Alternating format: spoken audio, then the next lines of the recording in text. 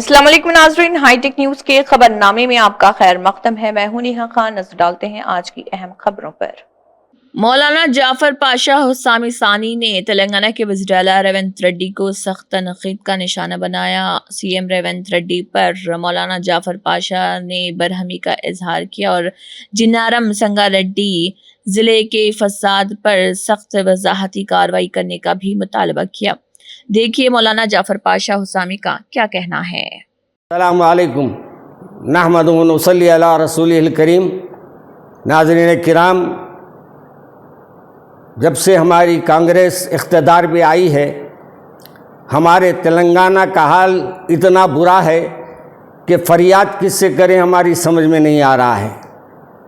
और जो ओहदा ज़िम्मेदारी का है वो ओहदा हमारे सीएम साहब ने अपने पास रखा है और ये समझ रहे हैं कि आपसे वो ओहदा रखने से पूरे हालात शहर के तेलंगाना के अच्छे हो जाएंगे। ये आपकी गलतफहमी है।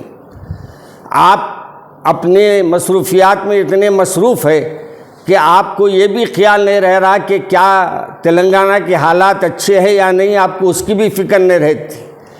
आपके जितने ओहदेदार आपने जिनको आपने मुकर्रर किया है वो भी सिर्फ आवाम से मिलना भी नहीं चाहते, ना आवाम के दरमियान में आना चाहते, ना उलमा से मिलना चाहते। वो अपने इख्तिदार की कुर्सी पे बैठ के बस वहीं से बैठ के तबसरे करते हैं। मेरे को अफसोस होता है कि हमारी पुरानी हुकूमत जो है फिर भी सलीक़े की नज़र आती थी कि जब तक वो मौजूद थे एक फसाद एक हंगामा पूरे तेलंगाना में नहीं हुआ। लेकिन जब से हमारे मोहतरम तशरीफ़ लाए हैं कांग्रेस के ज़िम्मेदार, जब से कुछ ना कुछ शहर के हालात, तेलंगाना के हालात दिन ब दिन बिगड़ते जा रहे हैं। और हमारे सीएम साहब ना उसके बारे में आईजी से बात करते, ना ज़िम्मेदाराने पुलिस से कोई बात करते हैं, बल्कि वो ये समझते हैं कि मैं सिर्फ ओहदा लेकर बस मेरे लिए काफ़ी है। हम तमाम अवाम उन्नास से हम यानी आपसे अपील करते हैं कि इस सिलसिले में आप फौरी एक्शन लीजिए। और जो आज ये हालात हुए हैं मदरसे तालीमुल कुरान जानारम से ज़िले जो है संगारेड्डी के, इसके बारे में भी हमारे एसपी साहब की गुफ्तगू सुना। मैं एसपी साहब इतने ठंडे बातें कर रहे हैं, क्या मैं उनसे उम्मीद रखूंगा कि कोई एक्शन लेंगे वो?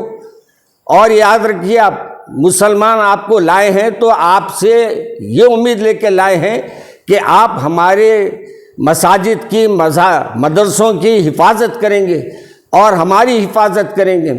मगर अफसोस ये होता है कि आप हिफाजत की जगह हमारे लिए ही मसाइल पैदा कर दे रहे हैं।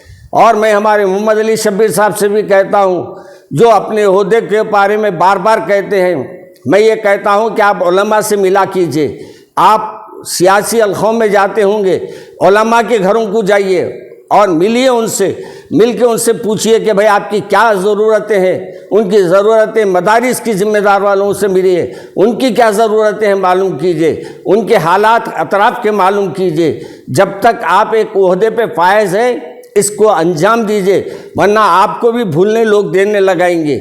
आपको ये भी अर्ज़ कर दूं कि जो मदरसे के आज हालात हुए हैं और जो दरगाह के हालात हुए हैं, आपको हमको ये एहसास है कि हमारे मुसलमानों के ऊपर जो जुल्म हो रहा है इसकी कोई फरियाद सुनने वाला भी नहीं है। फरियाद किससे करे समझ में नहीं आ रहा।